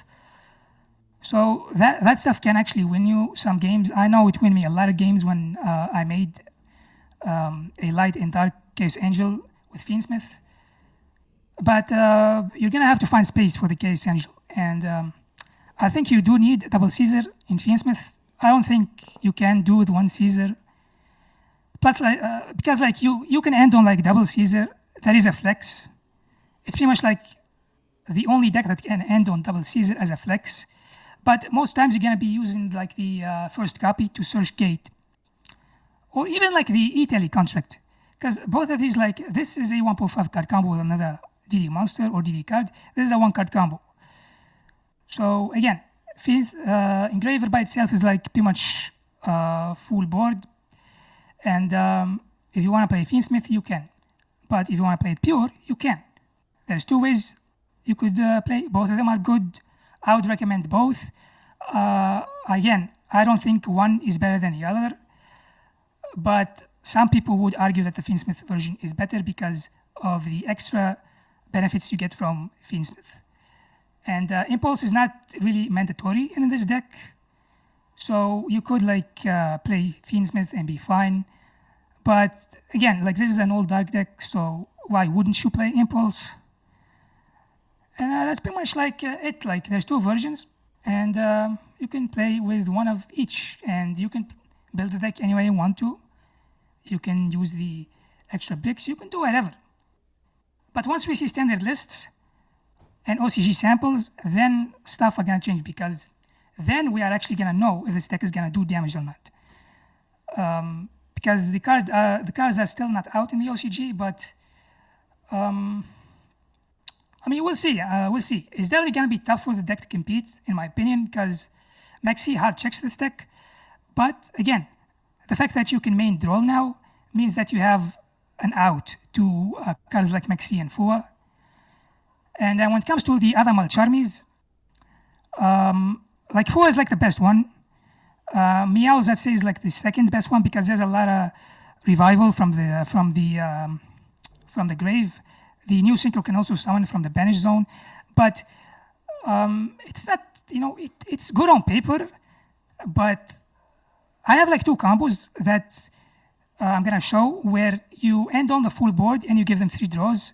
Now 3 draws can be either like it depends on who you ask, but that could be either like too much or not too much. I personally think like 3 draws is too much. So there is a better way to play under Meows, which is to do a minimal board and give them only 1 card. And when it comes to like Purulia, I say is like the worst Malcharmi against this deck, because on paper you'd think that Purulia is good, because this summons from hand, and this also summons from hand. So in theory it should be good, right? But it's not, because you can do like the entire combo and just give them 1 draw, because what you're gonna do essentially is extend once from the hand and load the extra deck with everything that you need to pen summon back later down the combo, and your foolish targets are gonna be sent to the grave later on. So you don't really need to add much during your combo, and a lot of your stuff that lets you extend are gonna be sent to the grave, like the tuner and the miracle fusion, which is Necroslime. So that's pretty much it. Now I can pretty much like go over the combos because, I mean, it's been like, I've been yapping for too long. Now, as you can see, this is an iceberg, and this is not the end of it. It's ridiculous, I know, but there's a reason why the spreadsheet has not been updated yet. There is literally a lot of ways you can sequence the combos, and a lot of ways to play around hand traps. And I'm even still labbing to this day. Like the support came out like at this point, like post 2 months now, and people are still labbing to this day. Because the DDD Discord is insane. And if you want to be a better player at this deck, or a better player in general, you should actually join the Discord. I'm there. A lot of good players are there. So if you want to, get to know on the latest developments, you should actually join the Discord. So let's start with the gate combo, which is a 1-card combo. So they draw here, does not matter. You put the Italy is gonna pop.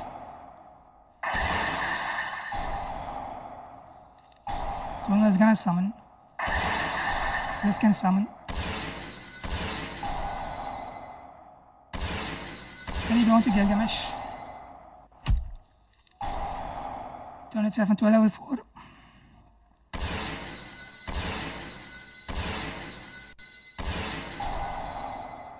Send the Miracle Fusion, fuse. This is gonna revive. This is gonna revive. Go Caesar. Go Machinax. So this is a minimal board through draw with gate. And this being the extra deck is also extra follow-up. Not follow-up, it's an extra interruption because remember, when a Dark Construct or DD Moss is popped, you can summon this and pop a card on the field.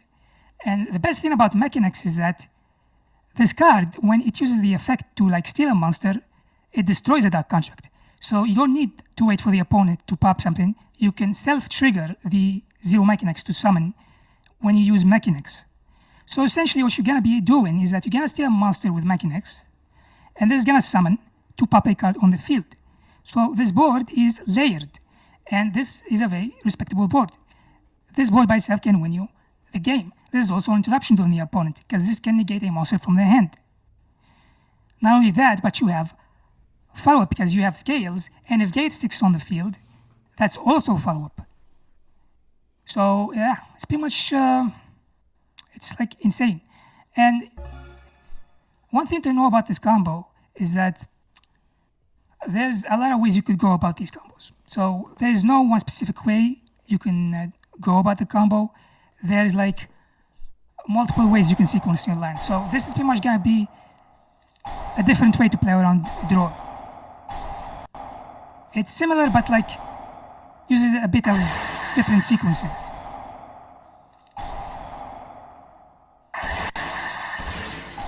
So for example, here I did not trigger the Machinax to summon, because you actually don't need it, but sometimes you do need it, but here I don't need it.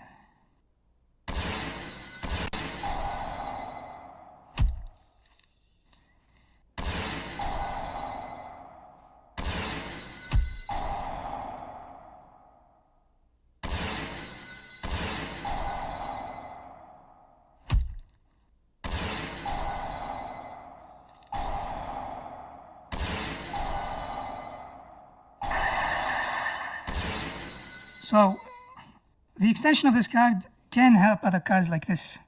So here I would be cooked if I didn't have a 0 Machinax to extend, because I need an extender to trigger Genghis.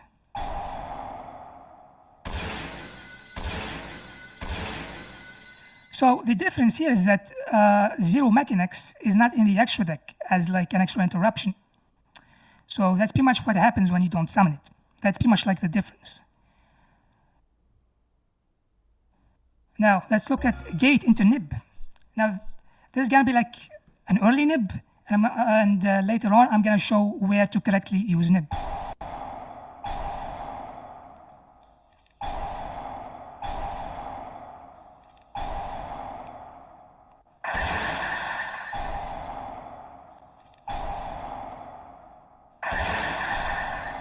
itself into a level 4.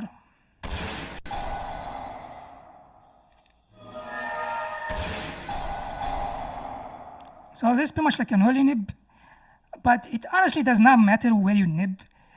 And I'll showcase that later on when I show the correct way to nib, even though like it's still gonna be the same result, but there is one slight difference in the second combo.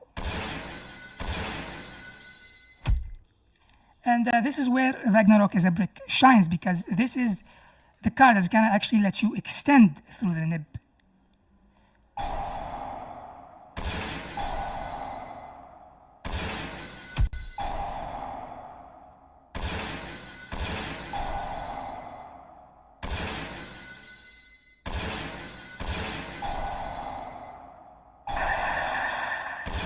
Now technically here, if I wanted to, since this can pop a card, I can technically out the Nibiru right now if I want to.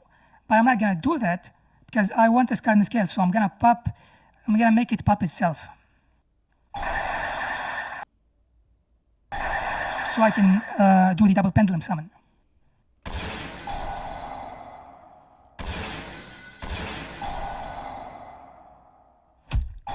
Also, one thing to note about like the burn effect of this card is that this can target a monster on the field. That monster loses 1,000 attack and defense, and the opponent loses 1,000 life points. So the attack loss is permanent. Just wanted to point that out. And since this is removal, you can tribute it to banish the Nibiru.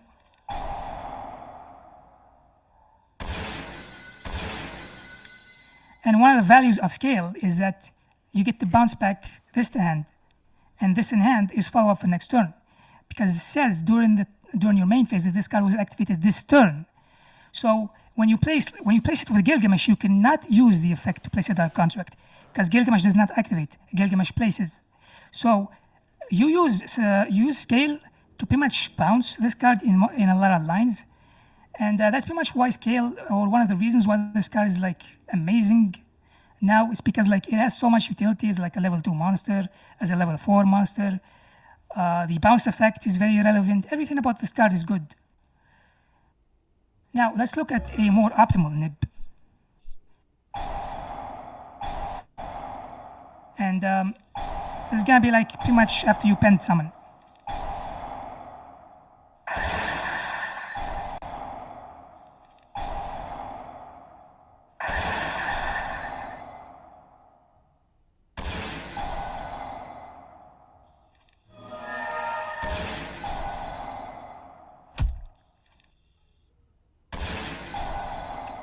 Now, you might wonder, why do it now? You do it now because of the link 3. So this card is pretty much like a nib check. It's a check against anything that activates from hand that's a monster. So if you don't nib here, you go into the link 3, and you're just gonna negate the nib. So it actually forces you to nib here. And in most times, people don't actually know where to nib. So in most times they're actually gonna let you go into the link 3. But if you know the matchup, you would know that you actually have to nib here, even though it basically does not matter because you still have not used the Miracle Fusion Engrave.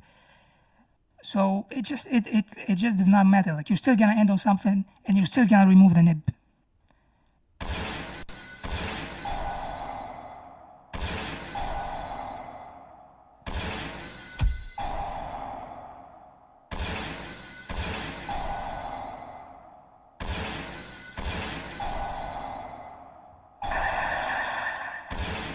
Again, I could use this to pop the nib, but I want it in the scale.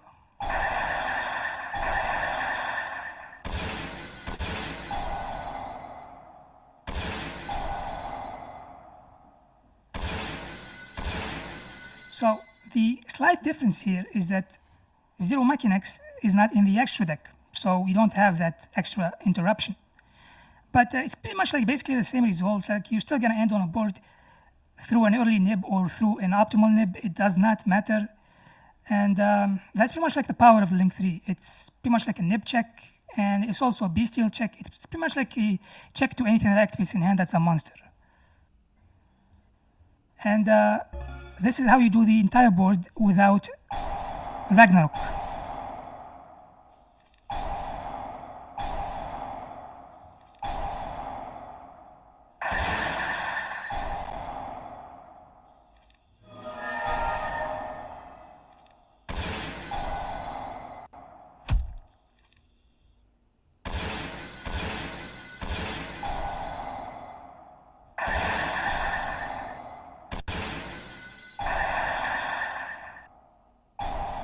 So again, scale is GOAT.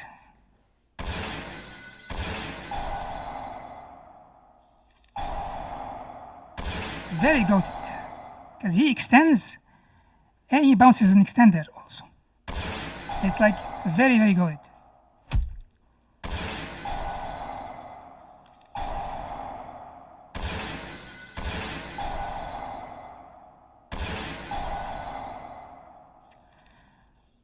One thing that I didn't mention is that this is a sociable Widow Anchor.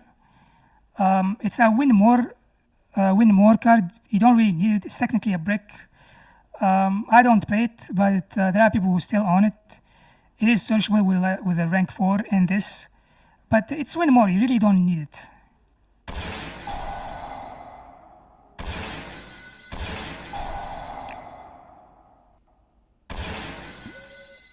So that's pretty much like the full board without a brick, pretty much. Now, what do I show? Let's show count. So this is what count can do.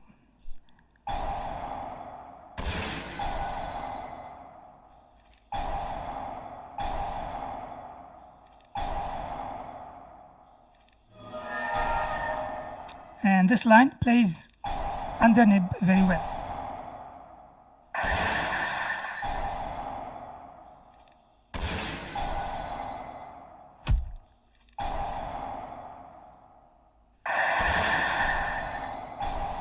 So this is the 5th summon, and there's 2 dark constructs in the grave and a DD monster, so the negate is live.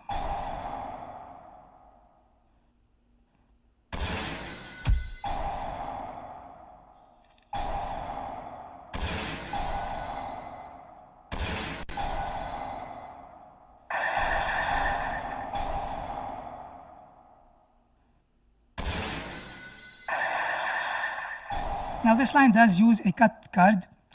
This used to be like a 1-of in the deck. This is pretty much like a poly and a miracle fusion. You can like use it to summon the monsters by like using the field, grave, or hand. This was the way to summon the second copy of Genghis Pre-Dude. It's still like a decent card, but it's not needed anymore. But in this line, you do need it.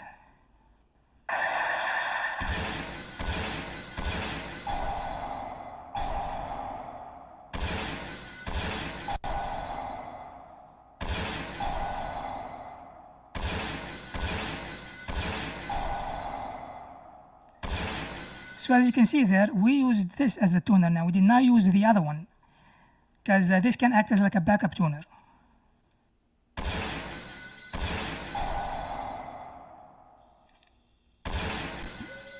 And that's pretty much the full board while respecting nib. And let's show engraver real quick. So this is what one engraver does.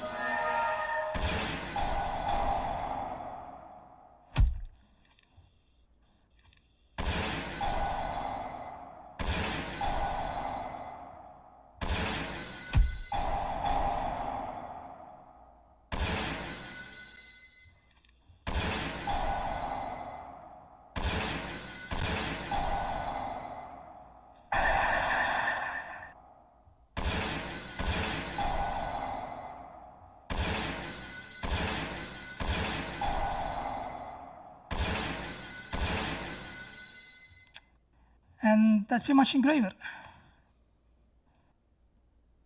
What do you want to show? Maybe the Lancia thing, if you have one.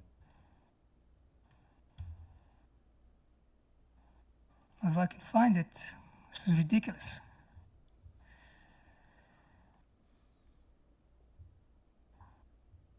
Oh, there it is. Okay, this is the Lancia line.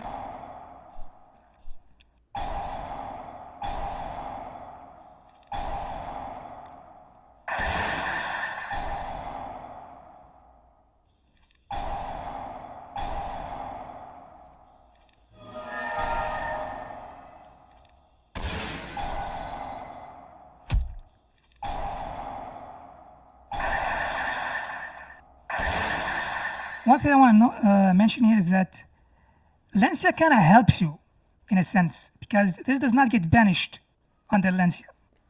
So it's still going to be there for next turn.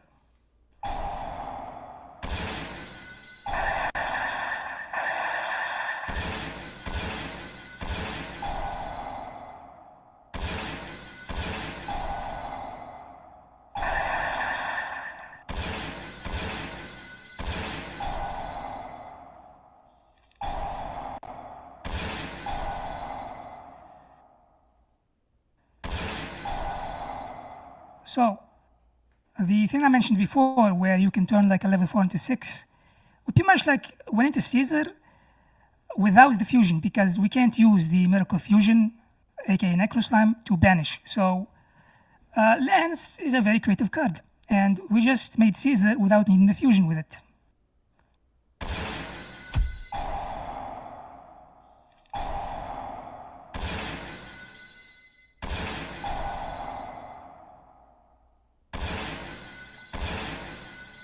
And this is pretty much the full board under Lancia with follow-up and with a live mechanics without needing a contract. And it's all thanks to Lance and pretty much like Scale, because these two are the goats. And I guess I want to. Oh, yeah, K9. Cool. I was going to say Fua, because that's the only other one that you can show. You can show this, though. You're fine. Well, the thing about Fua is, like, I didn't really make the line for it because I don't really find it to be good. Again, I mentioned this before. Like, the line is cope. It's really, really not good. Like, essentially what you do is, like, you make the rank 4. You give them a draw, right? The rank 4 is going to search the headhunt, which is the Widow Anchor. And after that, you summon Machinax on top of the rank 4.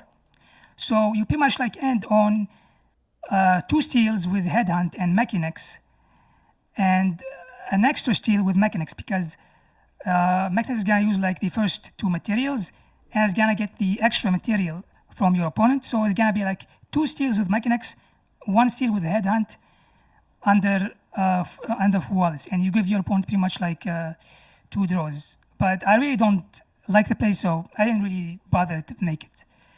But this is pretty much like a line under Izuna, and K9 is, it's very tough. Like, it's actually very tough to deal with K9 with this text. But this is a line that's going to be done under Izuna.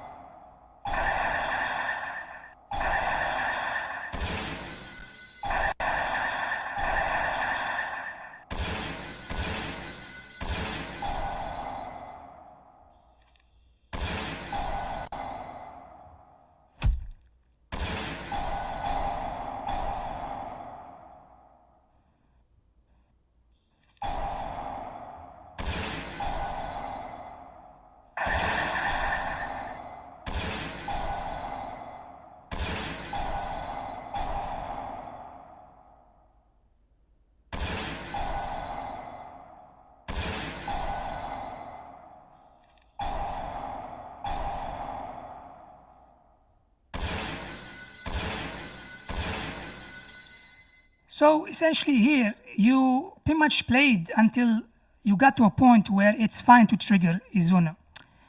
Because usually you'd want to extend from the hand, and that's obviously gonna trigger Izuna to summon and play during your turn. But in this line, what happened essentially is that we pretty much filled up the extra deck and we sent everything we need to the grave. And by the time that Izuna would be, live, it would not matter because we already summoned the Link 3 and the Link 3 is live. So this is pretty much how you play under Izuna. Again, it's very tough to play under K9 because a lot of your stuff activates from hand and in the grave. But this is one way to play under Izuna if you choose to. Okay, let's show the Meows one. So in here I'm not gonna make the full board because if you do the full board, the opponent gets 3 draws. So here I'm gonna make a minimal board, and the opponent is gonna draw only 1 card.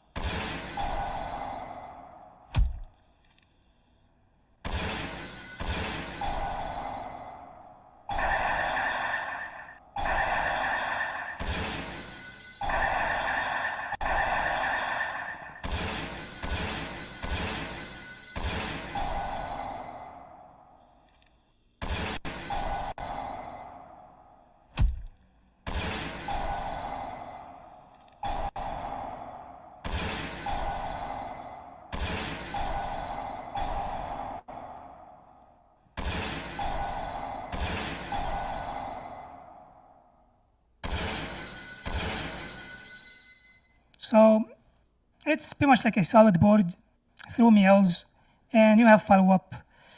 It is honestly better than just giving him 3 draws, because it's simply, in my opinion, it's not worth it to make the full board and give them 3 draws. I think this is fine, and that's one way to play under Meows.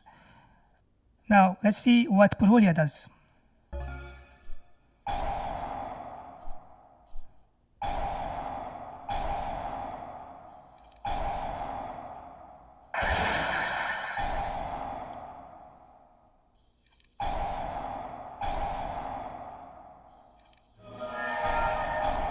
That's pretty much like the only draw they're gonna get.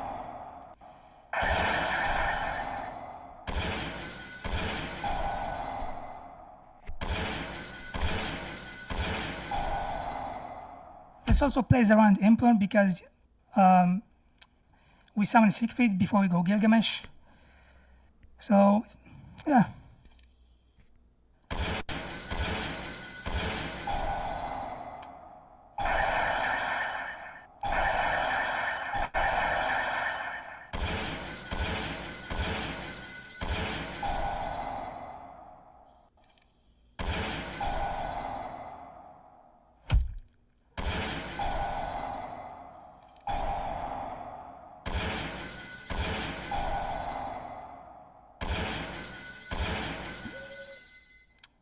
And that's pretty much Purulia, aka the worst Mother Charmy against this deck. Now let's see how you set up against Dark Blue no more, because this is one thing that I forgot to mention about the trap Dark constructs.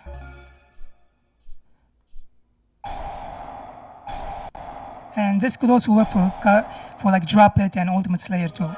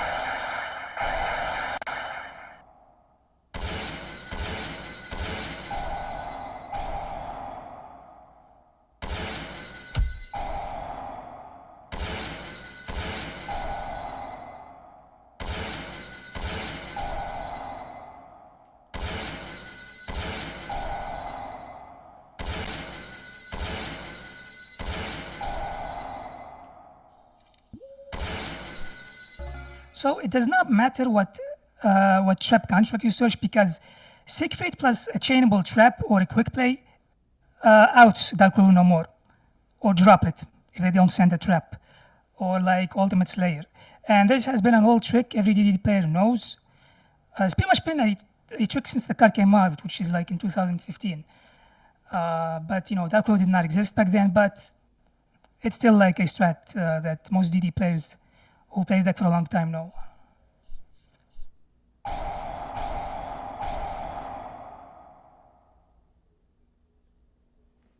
That's pretty much it. Again, this could also work on Droplet, and let's be honest, in most cases they're not gonna have a trap, so it pretty much works.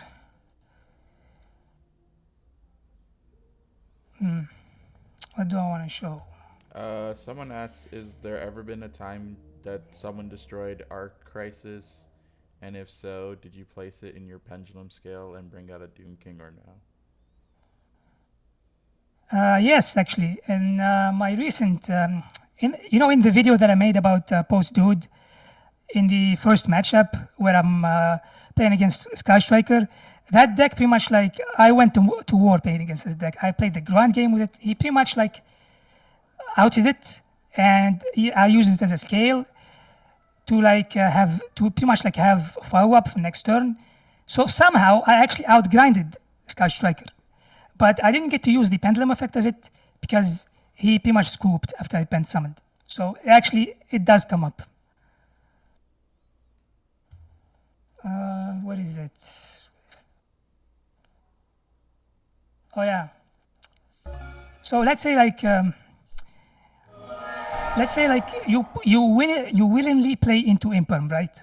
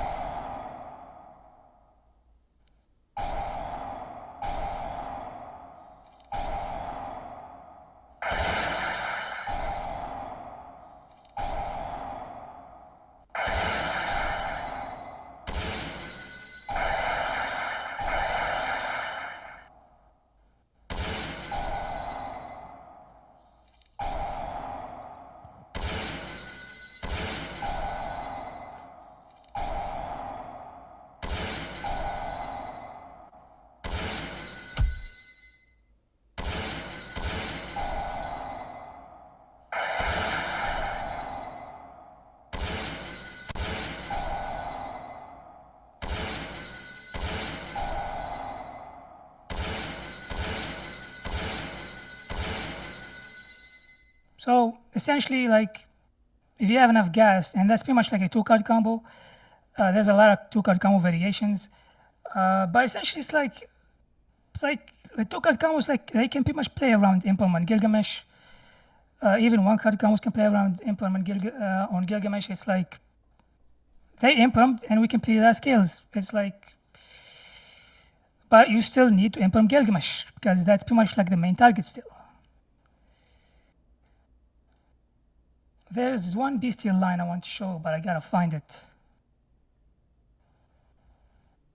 I think it's like part of the Zero Machinex lineup. Because I gotta wrap this up real quick. Where is it? Oh, okay. So before I talk about like they banish like lands, let's see what you can do when they banish like Necroslime, which is like the Miracle Fusion.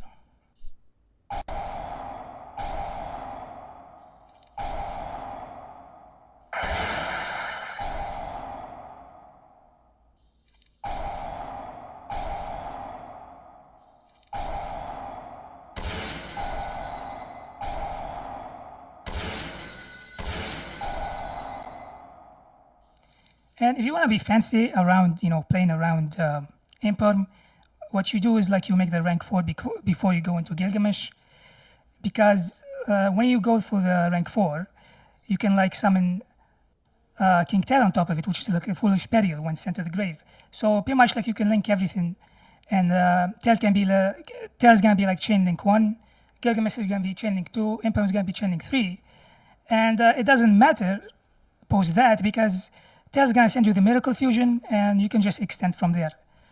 So that's pretty much why you, if you have like the ability to summon the rank 4 before Gilgamesh, you should probably do it.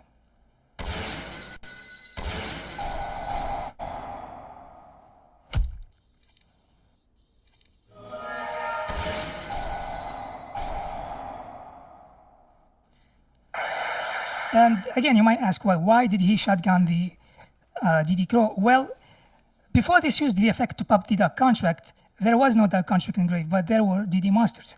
And this needs a Dark Contract and a Dark Contract and a DD monster for the negate to be live. So again, this card forces your opponent to actually use their hand trap. Because if they don't, and the Dark Contract is sent to the grave, then you're just gonna negate the DD Crow.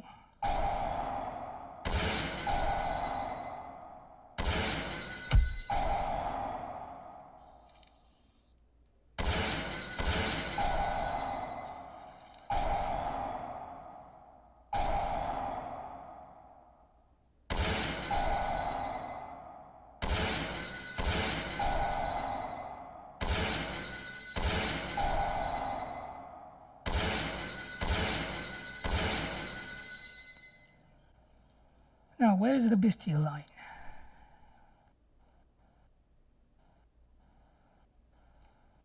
Where is the bestial line? Or if you see anything here that you want to check, you could just like mention it. Someone asked for the link to the DD Discord, which you can give them later, I guess. I'll give them later. I don't have the link on me right now, so I'll do it when I wrap things up. I was gonna ask. This is more of a personal question.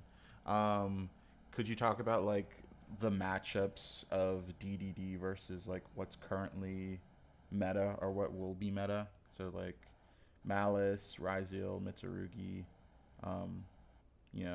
Yummy, Vanquish Soul.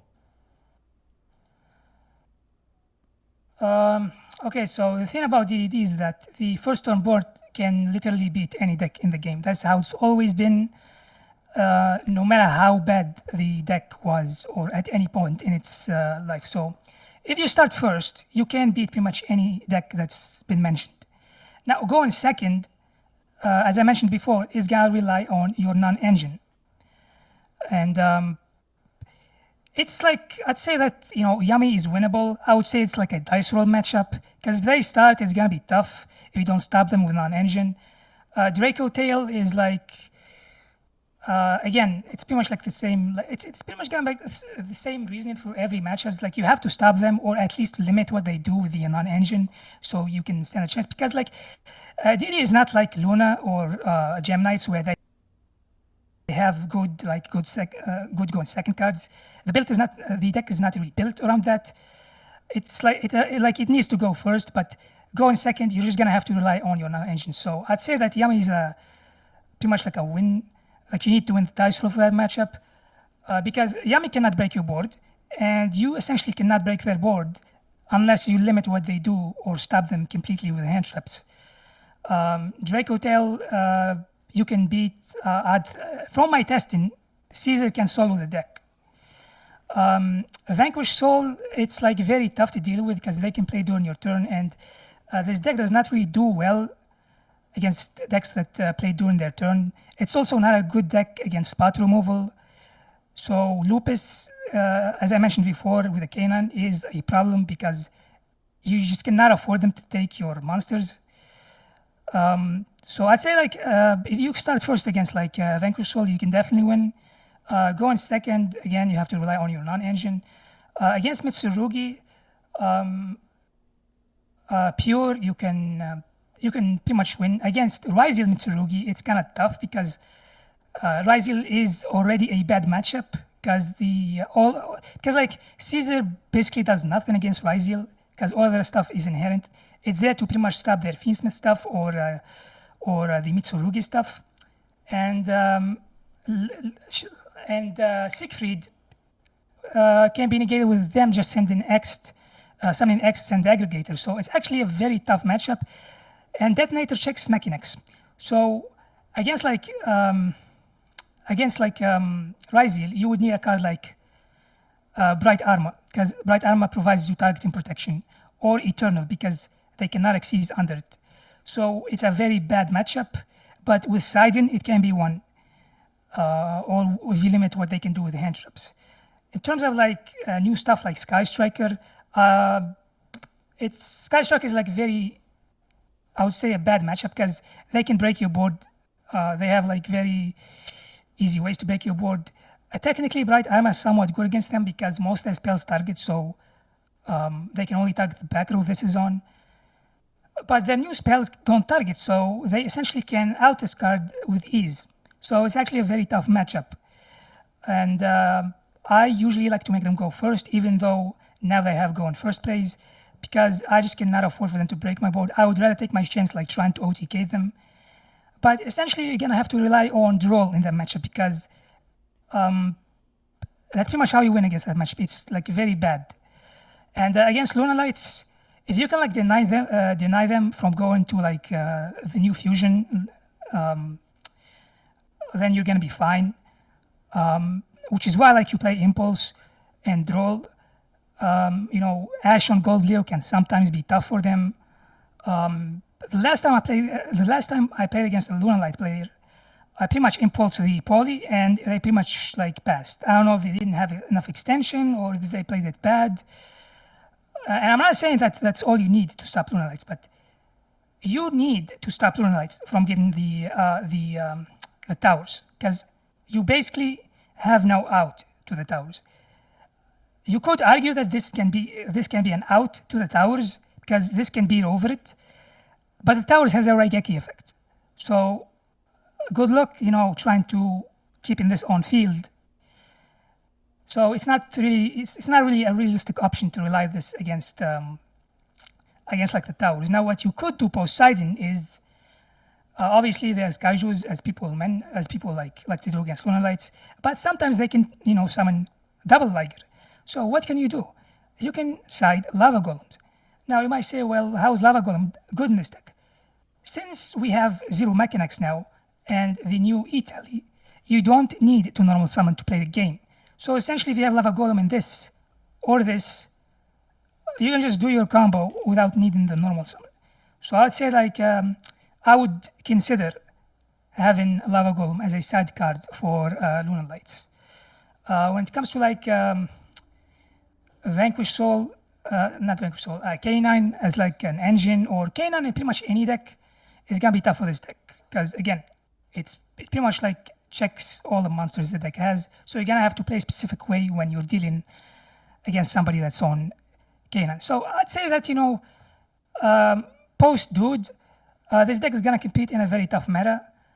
But regardless, I think this is still going to be a very good rogue deck to pick up. In fact, I think it's going to be one of the best rogue decks to pick up. But is it going to be meta? No, probably not.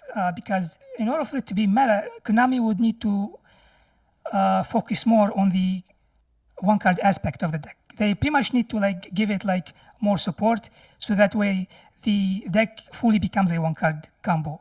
Because again, this deck has always been a 2 to 3 card combo throughout all its life, but post Duel it became a one-card combo deck. So for it to really make use of it being a one-card combo deck, it would need Konami would need to focus on that aspect. So I'd say this is probably gonna be a tier 3 deck. But I don't think it matters because this deck is gonna suffer from deck representation, which is the same problem that is suffered in 2022 because people read the card and people play the deck, and people they acknowledge that they are good cards. But the problem is this is a very try-hard deck, and when you look at other decks, let's say you use a deck that uses Fiendsmith. So you look at DDD and the way they summon Caesar, they have to jump through a lot of hoops to get to Caesar.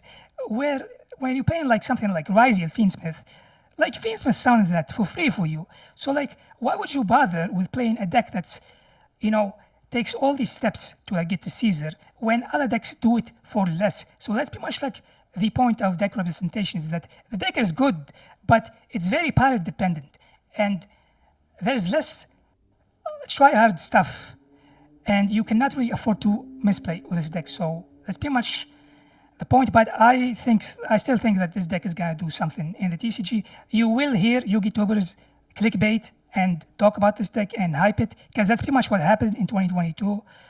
Again, there are some prominent players who were on the deck at the time and they had success with it. So there is a precedent for this deck when it got playable cards, that it actually was good for a period of time. Now, is that gonna repeat for 2025? I don't know. I would hope so. I, in my opinion, think that will repeat. But again, I could be wrong. But right now we're waiting on the OCG for like sample lists to see if the deck can actually do.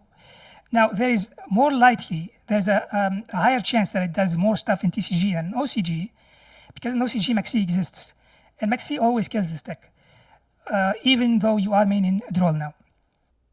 But in TCG there is only 4, and you do have the answer for it, which is Droll. So I think like if it doesn't do anything in the OCG, I don't think that's like a bad sign. But in TCG, you will hear people talk about it, hype it. And there is one specific DB player called Jibril. I don't know if you know him or not.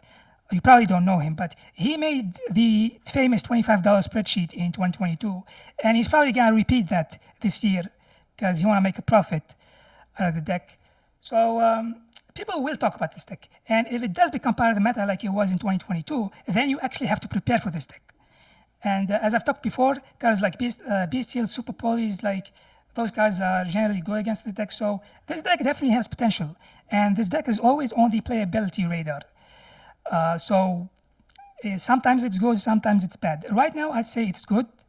But the problem is that it's going to compete in a very tough meta. And we're just going to have to wait and see if it's going to like do something. I personally think it's going to do something.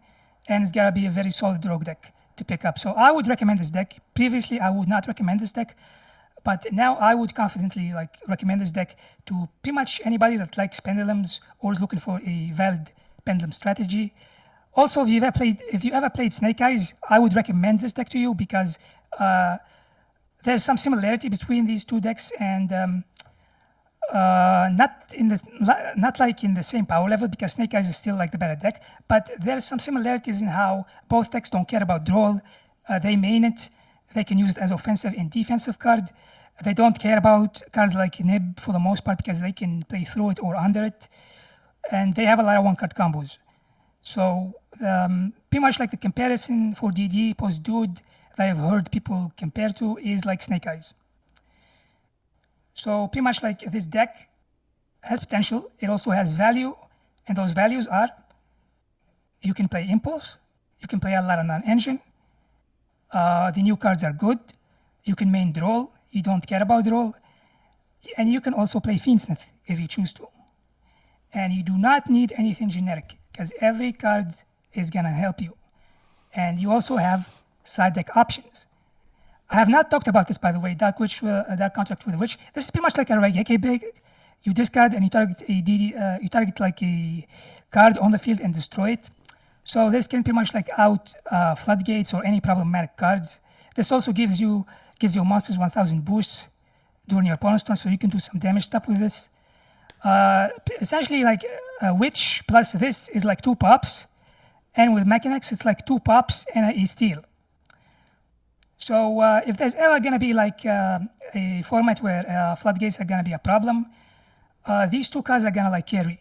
Because I remember playing this when Mystic Mine was relevant, and this is pretty much one of my many Mystic Mines out back in the day. So you pretty much like have options for a lot of matchups, for back row decks, for stun, and pretty much against the meta, because the first on board, it legitimately can beat any deck, and it does not matter.